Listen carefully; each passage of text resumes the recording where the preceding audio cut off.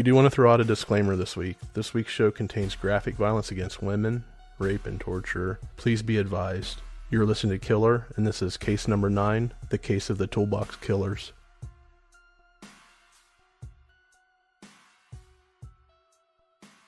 Lock your doors, bolt your windows, and turn off the lights. We're about to begin.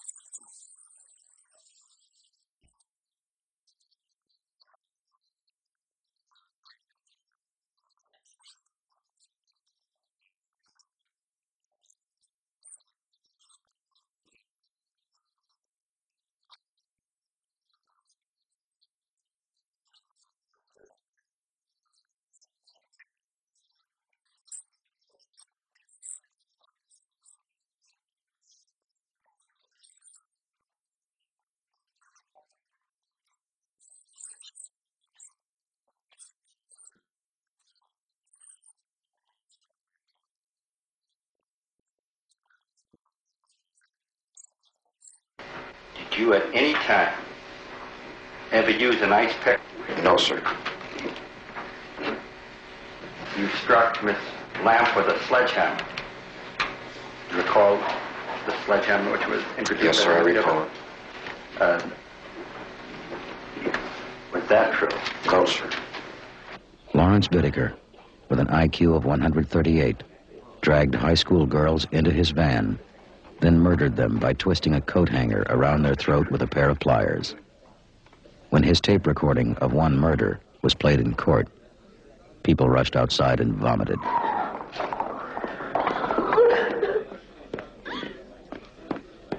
I touched Miss Ledford on the breast with cold metal pliers, and if you listen to the tape, you'll hear those pliers being replaced in the toolbox a few seconds later. Oh, what did you touch her on the breast for with a pair of pliers?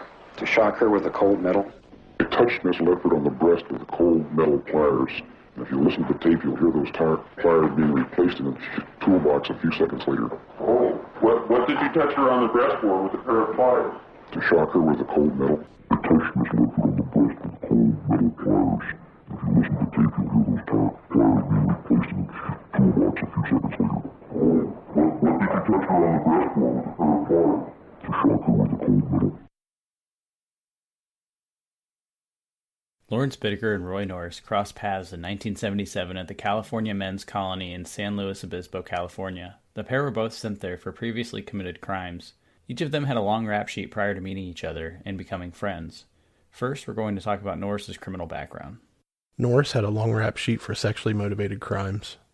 In November of 1969, he was arrested and charged with rape and assault with attempt to commit rape. In one instance, Norris attempted to force his way into the car of a lone woman. In February of 1970, he tried to trick a woman and get her to let him in her home. The woman refused, and Norris attempted to break in, but was arrested before he could make his way into the home. While he was on bail for these crimes, he attacked a San Diego State University student, striking her in the back of the head repeatedly with a rock. Once the woman was down on her knees, he beat her head against the sidewalk. Norris was sentenced to 5 years at the Atascadero State Hospital, where he was classified as a mentally disordered sex offender. He was released with 5 years probation in 1975, being declared an individual who was of no further damage to others. 3 months after his release, he approached a 27-year-old woman walking home from a restaurant in Redondo Beach. He asked her if she wanted a ride on his motorcycle, and she declined. Norris parked his motorcycle, then grabbed her scarf and began choking her with it. He told her he was going to rape her and dragged her into some nearby bushes. She did not resist the rape. She reported the rape to police, but they were unable to track down the perpetrator. 1 month after the attack, the victim saw his motorcycle and wrote down his license plate number. Norris was arrested and convicted for the attack. This is where he was sentenced to the California Men's Colony. Lawrence Bittaker began life by being placed in an orphanage by his biological parents. He was an unwanted child from the start and was eventually adopted by Mr. and Mrs. George Bittaker as an infant. At the age of 12, Bittaker was arrested for shoplifting. He continued the trend for the next several years, getting caught for petty theft-like crimes. Bittaker was known to have a high IQ, but dropped out of high school and turned to committing crimes. Within his first year after dropping out, he was arrested for car theft, a hit and run, and evading arrest. He was imprisoned in the California Youth Authority until he was 18. Once he was released, he discovered his adoptive parents had disowned him and moved away. He never saw them again. Bittaker had several offenses after he was released from the California Youth Authority. August 1959, he was sentenced to 18 months for transporting a stolen vehicle across state lines. In May 1961, he was sentenced to 15 years for robbery in Los Angeles. He was released in 1963 after serving only 2 years. In October of 1964, he was imprisoned on a parole violation. In 1966, he was evaluated by multiple psychologists determining he was a borderline psychopath, highly manipulative, and unable to acknowledge the consequence of his actions. He was prescribed antipsychotic medications, and a year later he was released.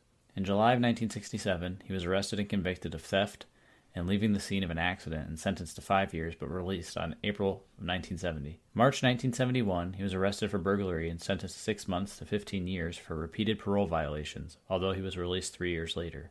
In 1974, Bittaker was arrested for attempted murder after he stabbed a supermarket employee who accused him of stealing. He was reported to have stolen a steak, and the employee followed him out into the parking lot and confronted Bittaker, calmly asking him if he forgot to pay.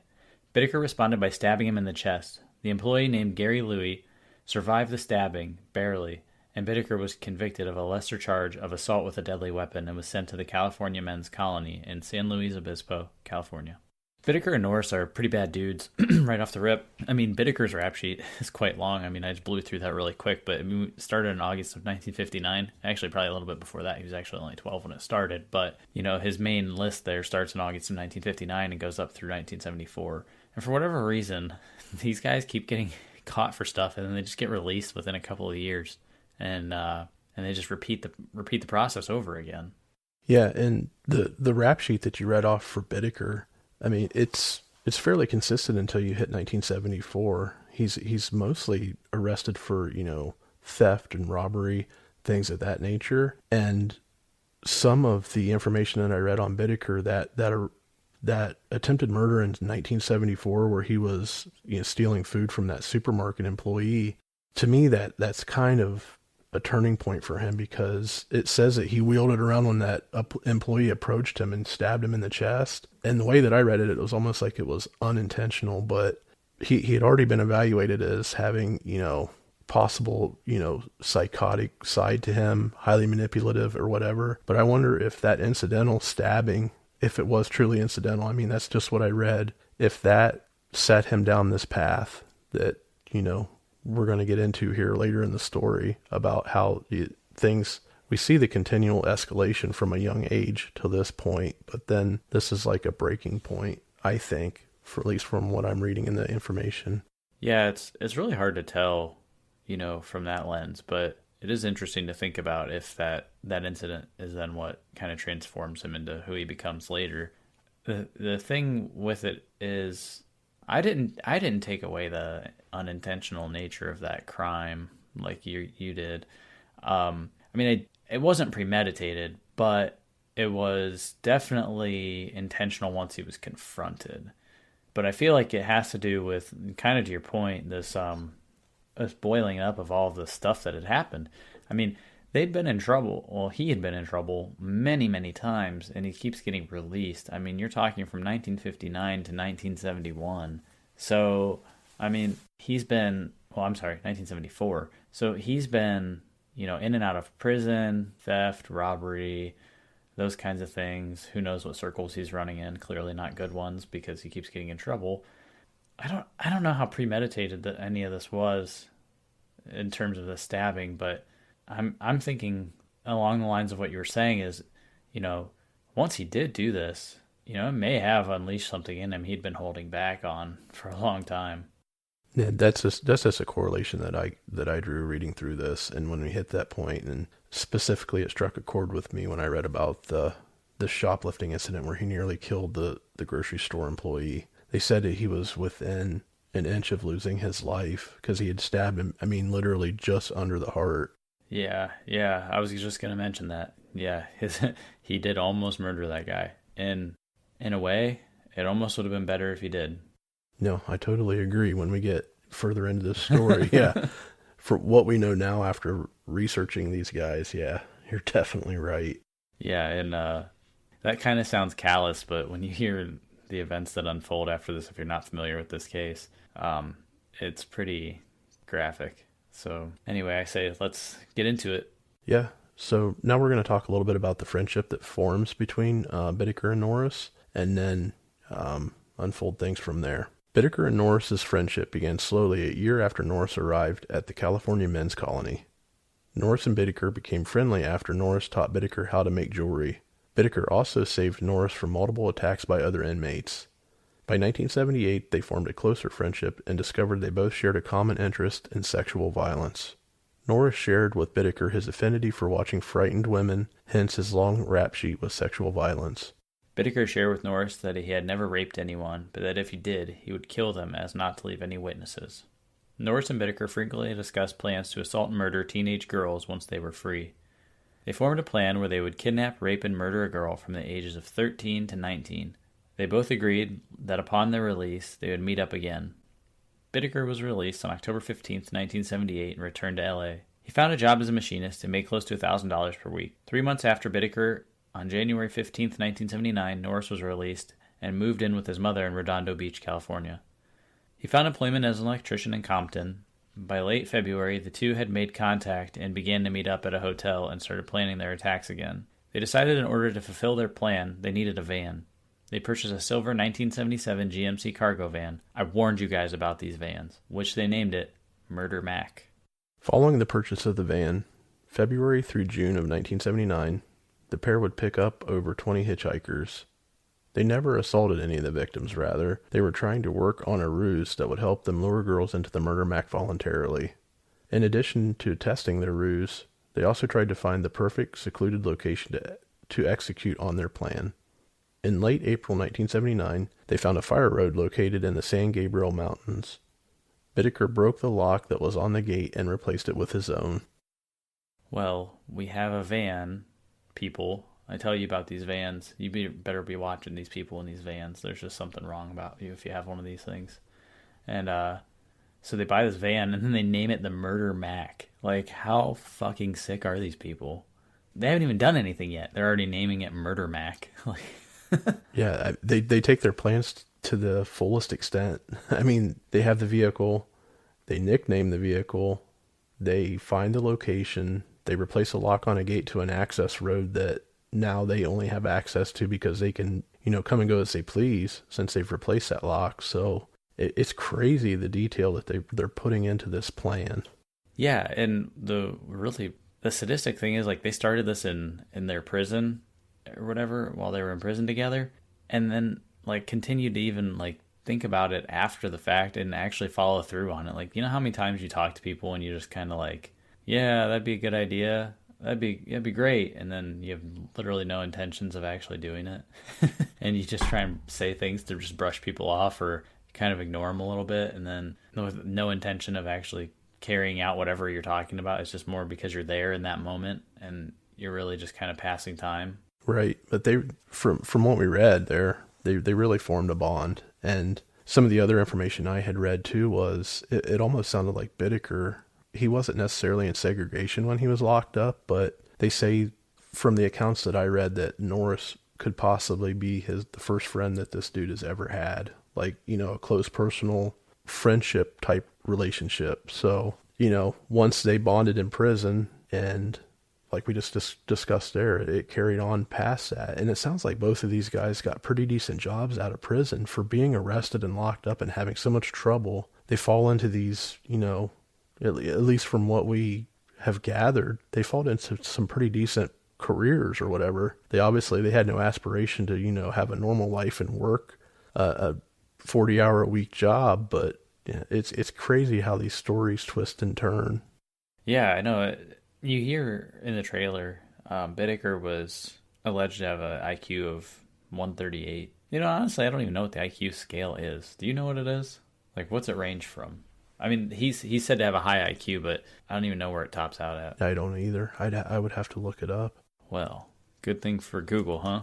While you're looking that up, when I was putting that trailer together and listening to different audio, they actually had a warden from one of the prisons that said that they gave Bittaker the federal test to be basically somebody that worked at the prison, like a prison guard, the federal test for that program. And I don't know why they decided to let him take that test. I think that they realized at that point, or they had evaluated him and they're like, dude, this guy is actually pretty smart. I don't know what tipped him off to that, but they said after he completed that test, that at that point in time, he scored higher on that test than anybody in the history of that test on a federal level. Yeah, I heard that too. That was quite crazy.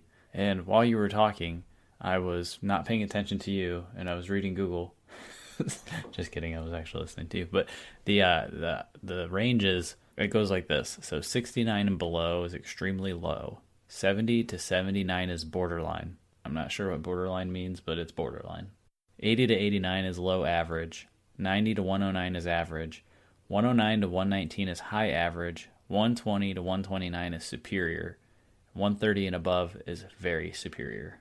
So I don't know what it actually tops out at, but over 130 and you're basically genius territory. Wow, that's pretty crazy. Yeah, I'm thinking I probably fall into the 69 and below range somewhere. Well, I was just getting ready to say, I think with this information, you and I need to take the IQ test and report back where we're at, so everybody can get a real true feel next week for right where we land on this thing. Oh man, we might have to change the show, the names of our characters on the show again, based on our IQ. We could do that. Yeah. We could do that. Yeah, I don't. Can you actually take a real IQ test without it, you know, being I don't know, being believable, with it being believable online? Or are they all kind of like hokey? Yeah, I don't know. For those who are in the Midwest, and I don't know if Cracker Barrel is a nationwide chain. That's the only IQ test I've ever taken. You get the little triangle with the pegboard, and then how many ever pegs you have left, you can gauge your IQ's test. So I'm usually not worried about taking an IQ test at Cracker Barrel. I usually got some sausage gravy to take care of. You're pretty smart. I think that's... I don't know if any of you guys... Sorry to derail here, but what's that game called? Is it the peg game? I don't know. Oh, man. You know exactly what I'm talking about, though. That's my reference to you is actually from I think it's actually off of the game itself. All right, so there's like this little triangle shape, and there's like all these holes drilled in it, you know, and it gets wider with all the triangles, right? So you start at the top with one hole at the very point, and then 2, 3, 4, 5, all the way down to, I don't know how many rows there are, maybe like 7 or 8 rows. And the very top one, or really you can pick any of them, but you leave one hole empty and the rest are filled with these pegs. And you have to jump the pegs and keep jumping them. As you jump over one peg to an empty hole, you remove the peg that you jumped over. And so essentially you're doing like a process of elimination with these pegs, and you keep jumping over each peg, and then you get down to however many you have left till you can't make any moves. And Cracker Barrel has this game on like every table at the restaurant while you're sitting there. And there's like a range for however many pegs you leave left. It like tells you how smart you are. And it has like these funny sayings on it for however many you leave. And I'm trying to find real quick what it says. I can't find it. Hang on. I think someone has a solution video on YouTube. I think it was like, hold on. Let me look this up real quick. It's leave only 1, you're a genius. Leave 2, and you're pretty smart. Leave 3, and you're just plain dumb. Leave 4, and you're just plain ignoramus. Oh my God. So I pegged you there for a leave 2 guy. Okay. I think we went completely off the rails with this Cracker Barrel and IQ discussion, but I'm gonna digress. But I want to leave one last comment. If you go to Cracker Barrel, you better bring some hand sanitizer, because you're infinitely dumb if you play that game and then start eating your food, because every snot-nosed booger-picking kid that's ever came through that store has pulled the pegs out of that board, and I guarantee you it's not clean. So that's what I want to leave you with the Cracker Barrel IQ test. I would agree. I've witnessed that, and I've witnessed a few kids lick the salt shaker on the table, so be advised, don't eat the salt. Anyway, okay, yeah, so back to the serious nature of this. We're going to get into the serious part of this here coming up. So as you get through this case, it gets pretty intense, like Craig said, so be advised as we go through this next section here, it gets pretty graphic. So we're going to talk about how their plan unfolds and eventually turns into murder. On June 24th, 1979, after the murder Mac had its finishing touches installed, a bed, tools, clothes, a cooler, they headed off to the beach area in Redondo Beach, California. They left around 11 a.m., drank beer, smoked pot, and flirted with girls. It was around 7:45 p.m. that the pair came upon a young blonde-haired girl walking down the street. "There's a cute little blonde," Norris said. Norris and Bittaker tried luring Lucinda into their van, but she refused. Doing all the right things you teach your young children to do. Bittaker and Norris drove their van up the street a little ways and parked it in a driveway. Norris opened the door and waited for Lucinda to walk by. As she passed, he hopped out of the van and said a few words to her, grabbing her and pulling her into the van. Once she was inside, the pair turned the radio up full blast to drown out her screams and drove off. As they drove off, Norris bound her arms and legs, gagged her with duct tape. They headed for the San Gabriel Mountains. After she was abducted, Lucinda Schaefer stopped screaming. She realized her situation and calmed down. According to Bittaker, she displayed a magnificent state of self-control and composed acceptance of the conditions of which she had no control. She shed no tears, offered no resistance, and expressed no great concern for her safety. I guess she knew what was coming. Once they were in their spot, Norris and Bittaker talked about who would go first. It was decided that Norris would go first, so Bittaker left to take a walk while Norris raped Lucinda. Bittaker returned, and he raped her while Norris also left. They took turns multiple times, and during Norris's second time, Lucinda asked him if he intended to kill her. He replied no. Lucinda pleaded with them that if they did intend to kill her, would they at least let her pray first. There are conflicting reports as to exactly what happened next. The story goes that they argued over who should kill her. They both claim that each of them argued that the other should kill her. It ended up that Norris would attempt to strangle her. After about 45 seconds, he couldn't take it any longer, and became disturbed and looked in her eyes, and went to the front of the van and vomited. Bittaker strangled her until she collapsed. She began convulsing on the ground, and he opened up the toolbox and using pliers and a metal coat hanger, he wrapped it around her neck and strangled her until she stopped convulsing. She was not allowed to pray. The pair took her body and threw it into a canyon in the mountains. 2 weeks after the murder of Lucinda, the Toolbox Killers, or just Tools, approached 18-year-old Andrea Joy Hall. She was hitchhiking. As they approached her, so did another vehicle. She accepted a ride from the other vehicle, in which the pair decided to follow the vehicle for a while. She was dropped off in Redondo Beach. This time, Norris hid in the back of the van, and Bittaker fooled her into thinking he was alone. He convinced her to enter the van and grab a drink from the cooler in the back. She accepted and began heading to the back for the cooler, where Norris was waiting. He tried to grab her and she began to fight intensely. Norris eventually subdued her and gagged and bound her. They took the murder Mac to their spot again in the mountains, but this time they went to a slightly different location. Once there, she was raped twice by Bittaker and once by Norris. During the second rape by Bittaker, Norris thought he saw headlights coming. Bittaker covered her mouth and dragged her into the bushes nearby. Norris searched unsuccessfully for the vehicle. They then moved to a different location, forcing Andrea to walk up the hill naked, then perform oral sex on them. This time, the pair decided to take pictures of the woman and forced her to pose for them. They drove to a third location, again forcing Hall to walk naked. Norris left to go buy some beer. When he returned, he saw 2 new Polaroids taken, where Andrea appeared to be, in Norris's words, in sheer terror. Bittaker told Norris that he had told Andrea she was going to be killed, and to give him as many reasons as she could as to why she should live. Then he shoved an ice pick into her ear and into her brain. He then flipped her over and shoved it into the other side of her ear. He stomped on the ice pick, breaking the handle, and then strangled her to be sure she was dead. Finally, he threw her body off the cliff. On September 3rd, 1979, Bittaker and Norris came across 2 girls, Jackie Gilliam and Jacqueline Lamp. The girls had been hitchhiking down the Pacific Coast Highway and were resting at a bus stop. Norris and Bittaker approached the girls and offered them a ride, which they accepted. They were offered and accepted marijuana. They thought they were being driven to the beach, but noticed they were headed for the mountains. The girls began to argue about where they were going, and eventually Lamp tried to escape. As she attempted to open the side door, Norris hit her in the back of the head with a bag of lead weights. She was unconscious after the blow, so Norris moved over to Gilliam and bound and gagged her. As he was in the middle of gagging Gilliam, Lamp regained consciousness and again attempted to flee. Bittaker noticed a struggle in the back, and he stopped the van. He punched Gilliam in the face and helped Norris get the girls bound and gagged.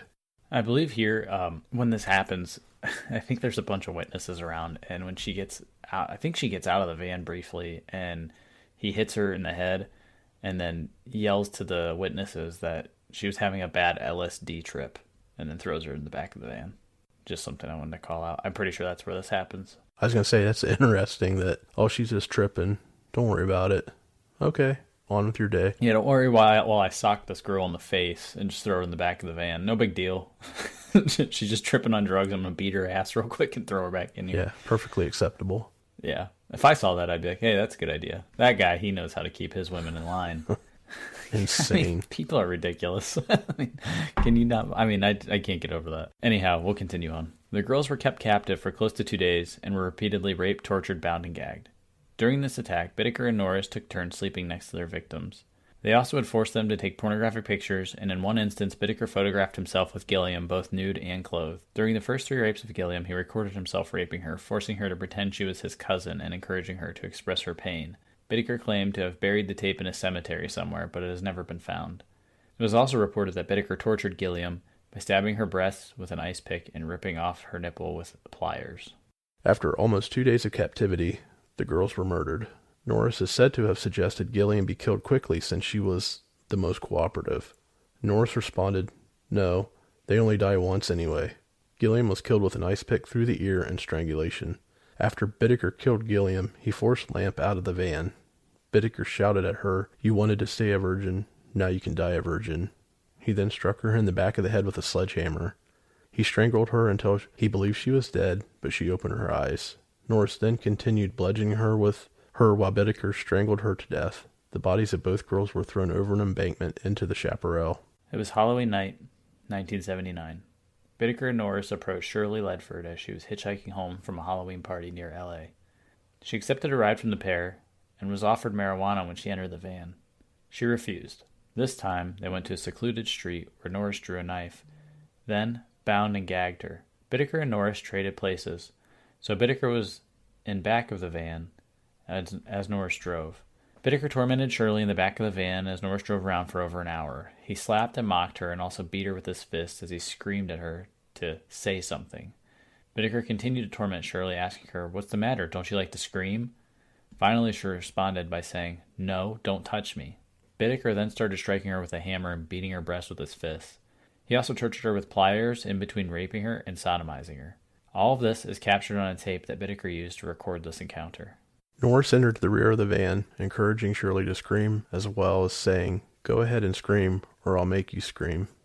To which Shirley responded by saying, "I'll scream if you stop hitting me." Then she let loose several high-pitched screams as Norris encouraged her to continue until he made her stop.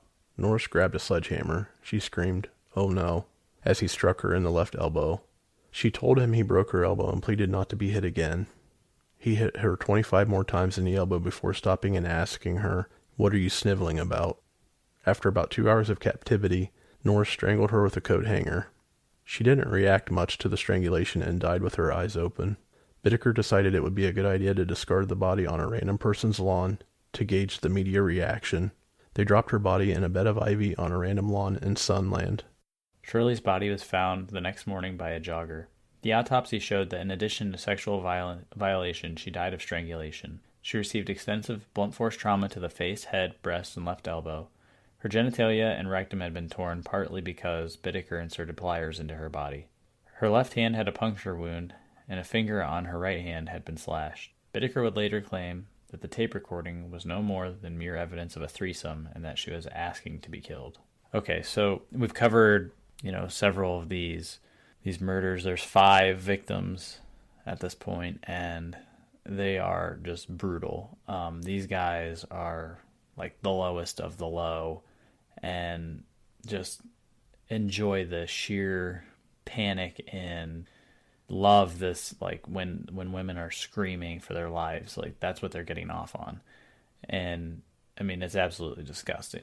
Yeah, and the Ledford case that we just described and everything that happened to her, all of this information is documented very thoroughly, and I think that's a direct result of the tape recording that was produced during, all of these, just heinous things that happened to this girl. And actually, I was listening through audio, and you hear bits and pieces of that, just a brief scream from the courtroom when you hear people running in the trailer. And I actually read that the tape of this crime is still used by FBI agents today to desensitize them to the horror of how horrific some of these crimes are. And I'm kind of glad that I didn't come across the actual tape, because just the reaction, just what I've read about it, I've seen and heard, and you even told me that there's been reports of like people having PTSD after hearing this thing. It's just completely insane.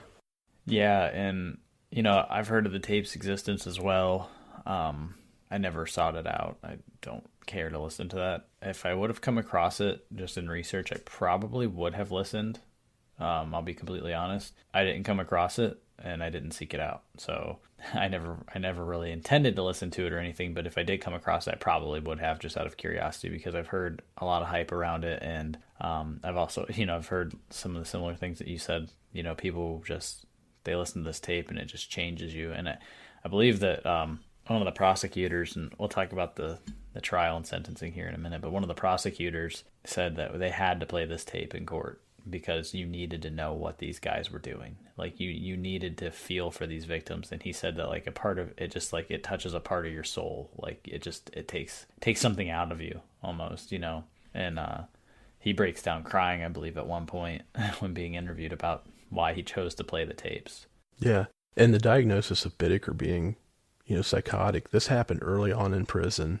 They've known this all along. And what you don't see, obviously, because that's an audio trailer, we played at the beginning, is if you go out there and seek Lawrence Bittaker's confession, it's only a minute long. You see the actual clip of him in court, saying exactly what you heard in the trailer, but you can tell by just looking at that guy's face as he's describing what he's doing, and just the absolute zero effect of him describing pulling a cold pair of pliers out of the toolbox and touching her on the breast to get the shock to the system, to see, I don't know, at that point, to see if she's even still alive or responding to any sensory stuff. Dude is just 100% legit fucking nuts. You can see it on his face, you can hear it in his voice, and he describes that stuff just as calm, cool, and collected as anything. Yeah, and that's, they describe him as just completely unremorseful for anything. Like he doesn't care. And I think I saw, I'm not 100% on this, but I'm going to say it anyway. So I believe I saw somewhere where someone wrote him a letter and he responded back and signed his name as Pliers Bittaker.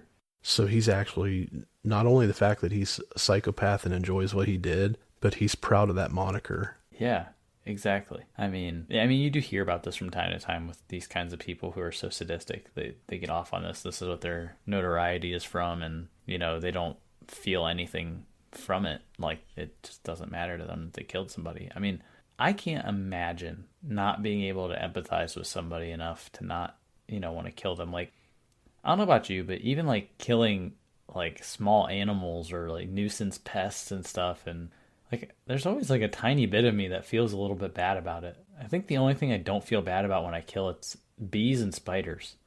Like, those are the only things I don't feel bad about. But like I had a mouse in my shed and I trapped it and took it and dumped it off somewhere. Like, the mouse isn't trying to be hurtful. If it was in my house, I would kill it. It was out in my shed.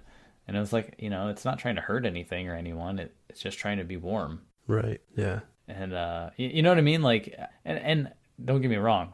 I am a carnivore. I eat meat. I know that the animals die. I actually go to a local farm and have animals that are, freshly slaughtered in my freezer in the basement. Like, I'm not like that bad or anything, but, I still, I guess the point I'm making is there's like a recognition of life lost, and doing it to an animal for your own preservation is one thing. And I think that's what we're kind of meant to do. But then when you do it to another human being and you don't feel anything, like I feel it for an animal that I like, it's part of my preservation and the way that I live, and you know what I mean?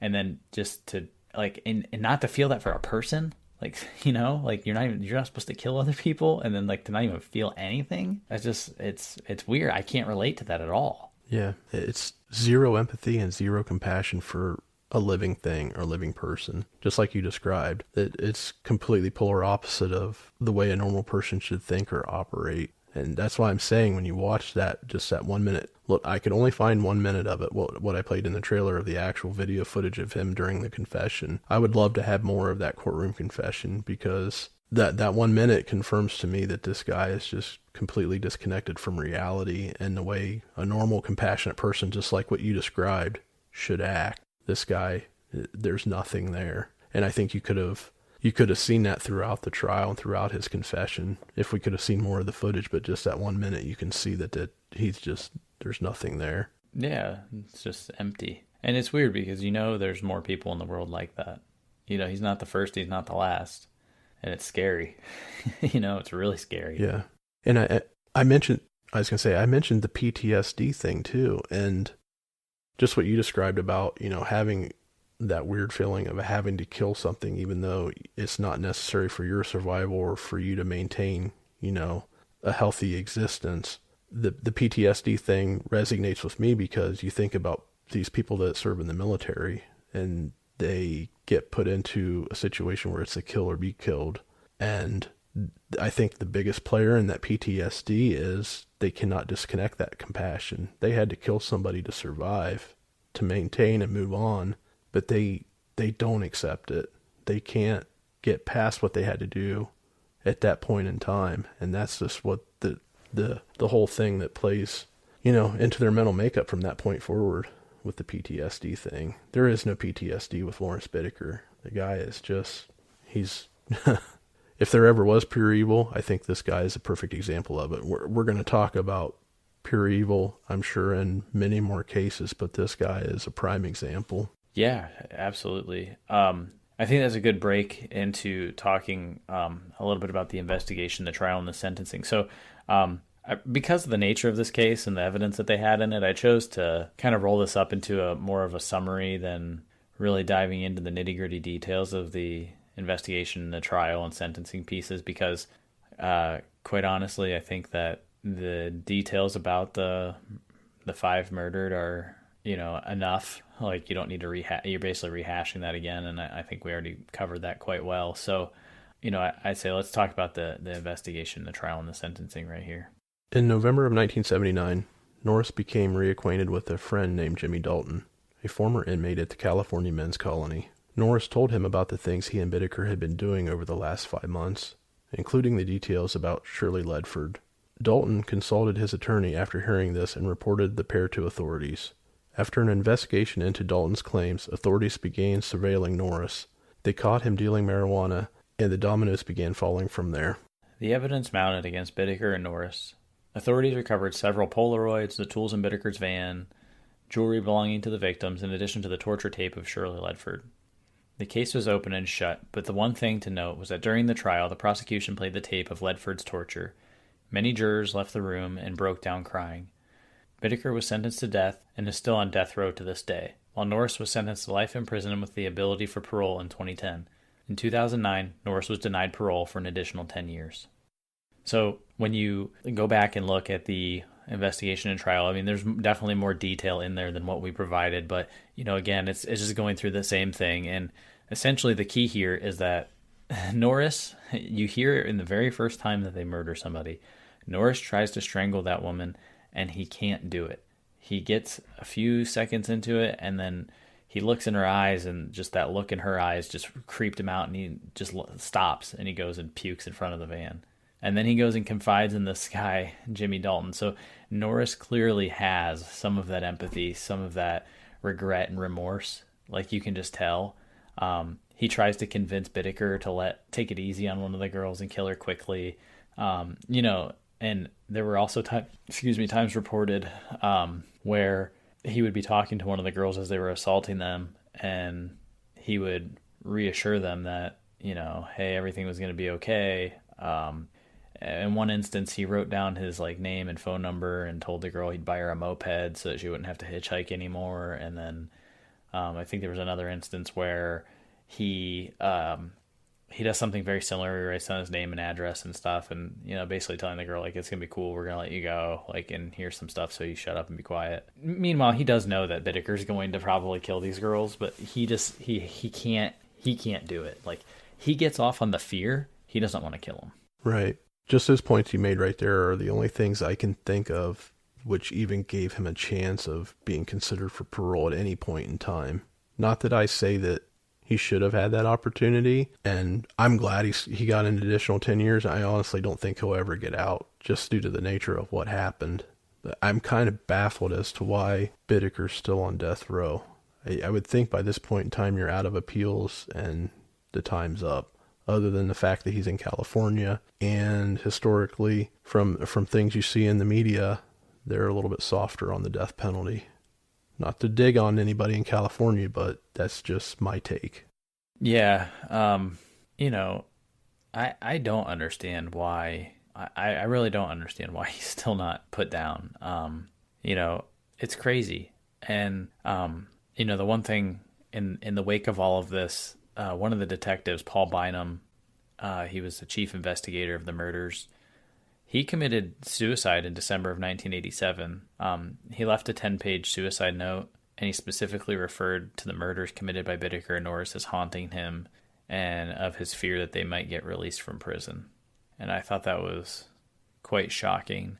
And Stephen Kay, who was the prosecutor at Bittaker's trial, he still considers it the worst case that he ever had to prosecute. And he still remains consistent that Bittaker deserves to be executed more than any other inmate in California's death row. And, he said that for a few years afterwards, he kept having recurring nightmares where he would be rushing to Bittaker's van and he would be trying to prevent the girls from being harmed, but he would always get there too late. That just proves my point. Why is this guy still alive? California needs to get their shit together, get those 3 syringes ready, and get it done. I hate to sound callous, but somebody that worked in law enforcement killed themselves for fear that he's going to get out of prison, and just traumatize him to the point of writing a 10-page letter and taking his own life. I think they're directly responsible for that guy's life too, if you want my honest opinion. Yeah, I don't disagree with that at all.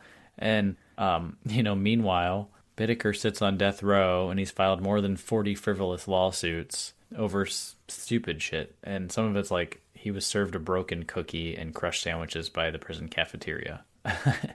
And, this guy gets to sit there, even though he's locked up, he's alive, and he can sit there and file frivolous lawsuits and just be a disgusting pile of trash, and not feel remorse for anything that he did. He was declared a vexatious litigant in 1993, and because of that, he's no longer allowed to file lawsuits without the express written permission of an attorney or a judge. But that's his life. He sits in prison and wastes his intelligence on frivolous lawsuits and not being sorry for anything that he did.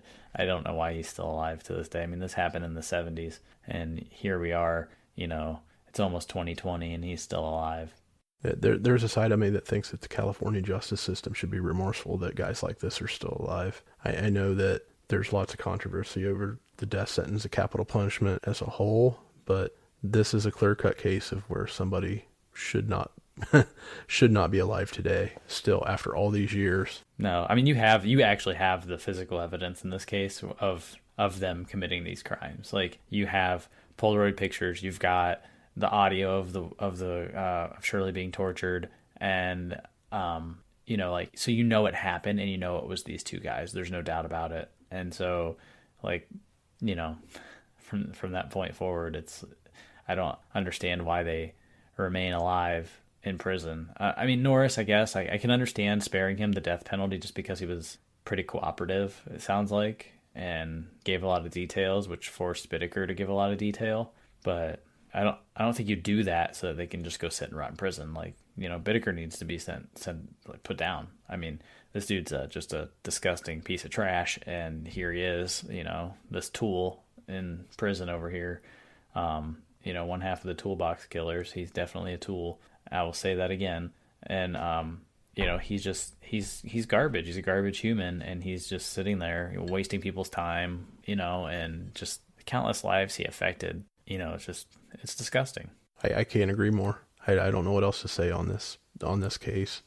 I think it's something that he may never be executed. I mean, I think it's just going to languish on forever, and it's unfortunate. Yeah, I mean, hopefully he gets put down sooner than later, or just dies. I mean, he's just trash. One interesting thing to me, though, usually guys, especially ones with such, horrifying crimes or whatever, when they're put into the prison system and they're more high profile like that, we hear it with other cases. I'm surprised he hasn't been killed in prison by other inmates for fear that he may try to do something to them, or he's come along somebody that, is in prison that's had something, equally as awful happen to somebody that they're related to, and they seek vengeance on somebody that could perpetrate somebody, a female, and do those types of things. We know Dahmer was killed in prison, and just here recently, was it Whitey Bulger? As soon as he got moved to a new Supermax prison, he's dead that day. There's people on the inside that despise these people, whether it's due to the high profile nature of the case or simply what they did or how they were connected emotionally to the crimes that person committed. I'm surprised he's lived that long in prison. And that's not to say that he doesn't live in some type of segregation to keep that from happening, but it's interesting to think that he can still, that the system hasn't taken him out from the inside, I guess is what I'm saying. I think he is segregated in prison, I'm pretty sure. I feel like I remember reading that at one point in time, but don't quote me on that. But I think he is kept away from most of the prisoners because of that, because he's a high profile inmate, and I think that they kind of protected him, I guess. But if it were me, let them have their prison justice and move on. He was supposed to die on December 29th, 1989, and here we are. It's 2020. Yeah, it's almost 30 years later. Nearly 30 years. Yeah, that they've had to protect him from the fate that he inflicted upon other people while he's in prison. It's asinine to me. Yeah, it's disgusting. That being said, I think we're gonna wrap this week's episode. If you enjoyed the show, please rate us wherever you listen to podcasts. And if you would like to contribute to the show financially to help us, we'd appreciate that. You can do that on our website, www.killerpod.net, or you can hit up our Patreon page at www.patreon.com/killerpodcasts. And in addition to Patreon page, don't forget to follow us on social media at all the normal platforms. We can be found on Twitter at @killer_podcast, on Instagram at Killer Podcast. Facebook is facebook.com/Killer Podcast. And if you just want to shoot us an email, we can be reached at killerpodcast@gmail.com. And that's it for this case. Stay safe.